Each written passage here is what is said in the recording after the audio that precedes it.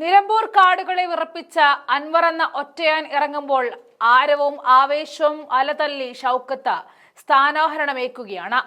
നമ്മളിലൊക്കെ നിലമ്പൂർ തെരഞ്ഞെടുപ്പിനെ ചുറ്റിപ്പറ്റി നടന്നപ്പോൾ ശ്രദ്ധിക്കാതെ പോയ മറ്റൊരു കാര്യമുണ്ട്. ഇക്കഴിഞ്ഞ ദിവസങ്ങളിലെ ഉപതെരഞ്ഞെടുപ്പുകളിലെല്ലാം BJP അടപടലം വീണുപോയ ഒരു കാഴ്ച. പല മാധ്യമങ്ങളും അത് ചർച്ച ചെയ്തില്ല എന്നതാണ് സത്യം. രാജ്യത്ത് നിയമസഭാ ഉപതെരഞ്ഞെടുപ്പ് നടന്നത് 5 ഇടങ്ങളിലാണ്. അവിടെയാണ് ഫലങ്ങൾ പുറത്തു വന്നപ്പോൾ BJP അടപടലം താഴെ വീണു. നിലമ്പൂർ, ഗുജറാത്തിലെ ഖണ്ഡി, വിസാവദർ, പഞ്ചാബിലെ ലുധിയാന വെസ്റ്റ്, പശ്ചിമ ബംഗാളിലെ കലിഗഞ്ച് മണ്ഡലങ്ങളിലാണ് തിരഞ്ഞെടുപ്പ് നടന്നത്. ഗുജറാത്തിലെ വിസവന്ദർ മണ്ഡലത്തിലും പഞ്ചാബിലെ ലുധിയാന വെസ്റ്റിലും ആം ആദ്മി പാർട്ടി വിജയിച്ചു. പശ്ചിമ ബംഗാളിൽ കാലിഗഞ്ചിൽ തൃണമൂൽ കോൺഗ്രസും ഗുജറാത്തിലെ കാഠിയിൽ BJPയും വിജയിച്ചു. നിലമ്പൂർ ഉപതെരഞ്ഞെടുപ്പിൽ കോൺഗ്രസ് ആണ് വിജയിച്ചു കയറിയത്. പ്രതാപശാലികളാണെന്ന് സ്വയം പറഞ്ഞു നടന്നിരുന്ന BJPക്ക് 5-ൽ 4-ലും തോൽക്കേണ്ടി വന്നിരിക്കുന്നു.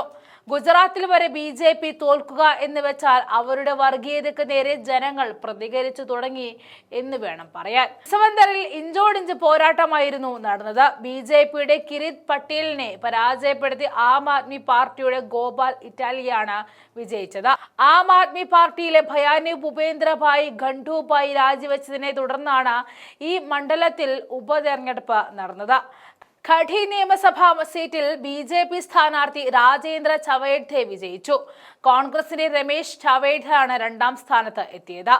BJPയിലെ കസർജൻഭായ് സോളങ്കിയുടെ മരണത്തെ തുടർന്നാണ് ഈ നിയമസഭാ സീറ്റിൽ ഉപതെരഞ്ഞെടുപ്പ് നടന്നത്. പഞ്ചാബിലെ ലുധിയാന വെസ്റ്റ് ഉപതെരഞ്ഞെടുപ്പിൽ ആം ആദ്മി പാർട്ടിയുടെ സഞ്ജീവ് അറോറ വിജയിച്ചു.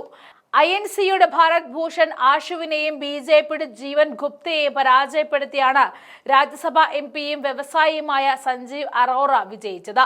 പശ്ചിമ ബംഗാളിലെ കലിഗഞ്ചിൽ തൃണമൂൽ കോൺഗ്രസ് സ്ഥാനാർത്ഥി അലീഫ അഹമ്മദ് ആണ് ജയിച്ചത്.